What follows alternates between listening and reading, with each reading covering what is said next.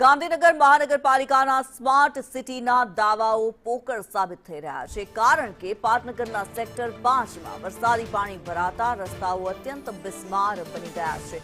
ઠેર ઠેર ખાડા રાજ જોવા મળી રહ્યું છે। સ્માર્ટ સિટીની મોટી મોટી વાતો વચ્ચે વાસ્તવિકતા એ છે કે ગાંધીનગર હવે ખાડા સિટી બની ગયું છે, જેને કારણે બિસ્માર રસ્તાઓ પરથી પસાર થતા વાહન ચાલકો ભારે મુશ્કેલીનો સામનો કરી રહ્યા છે। સાથે જ તંત્રની બેદરકારી સામે લોકોમાં ભારે રોષ ફેલાયો છે।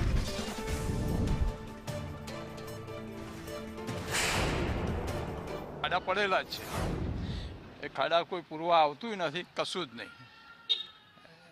ચાલવા આવવાની બધી તકલીફ પડે છે, સિનિયર સિટીઝન હોય કે હેન્ડીકેપ હોય એ બધાને તકલીફ પડે છે।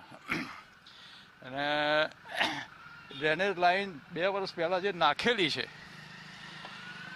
એમાં ડ્રેનેજ લાઈનના ચેમ્બર આગળ ઊંચા ભાગ કરી દીધેલા છે, આ જો કાચો માલ નાખી, એથી પાણીનો નિકાલ થતો જ નથી। 12 મહિનાથી ખાડા રાજ ચાલે છે અને આ ખાડા રાજમાંથી આ લોકો હવે અમને ક્યારે ઉગારશે એ જ અમને ખબર નથી। બીજું કે જે કંઈ કામો થાય છે એ કામ એકનું એક કામ 3 વખત રીઓપન કરીને કરવું પડે એવા કામો થયેલા છે। વાહન ચલાવવામાં જે સ્કૂટરવાળા અને ગાડીઓવાળા છે, ગાડીઓવાળાનો આગળનો સસ્પેન્શન જતા રહે છે અને સ્કૂટરવાળા તો બિચારા પડે પણ છે।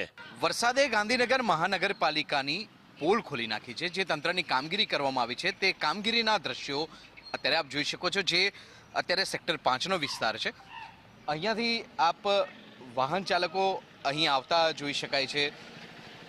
જે મધ્યમ ગતિ હોય તેના કરતાં પણ લઘુત્તમ ગતિથી વાહન ચાલકોએ વાહન ચલાવવા પડે છે।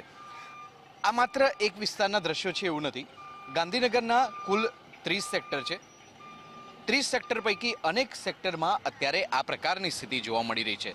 સ્માર્ટ સિટી તો કહેવામાં આવી રહ્યું છે, પરંતુ સ્માર્ટનેસ ક્યાં છે તે આ સેક્ટર વિસ્તારોમાં જોવા મળી રહી છે।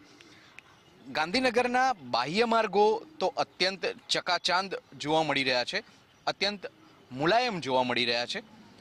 વાહન સરળતાથી ગગડી શકે તે પ્રકારની સ્થિતિ બાહ્ય માર્ગો પર જોવા મળી રહી છે, પરંતુ આંતરિક માર્ગોની સ્થિતિ અત્યારે કેમેરામાં કેદ થઈ રહી છે। ક્યાંક લખવામાં આવ્યું છે કે ઊભા રહો, કામ ચાલુ છે, ક્યાંક લખવામાં આવ્યું છે કે કામગીરી ચાલુ હોવાને કારણે રસ્તો બેસી શકે તે પ્રકારની સંભાવના છે। ક્યાંક તો એક બાજુનો રસ્તો જ બંધ કરી દેવામાં આવ્યો છે અને ક્યાંક આ વરસાદને કારણે તંત્રની પોલ છતી થઈ ગઈ છે। સ્માર્ટ સિટીના જે નેતાઓ છે તે ક્યારે જાગશે તે સળગતો પ્રશ્ન છે। સહયોગી જયવીરસિંહ રાઠોડ સાથે હું નિર્મલ દવે, સંદેશ ન્યૂઝ।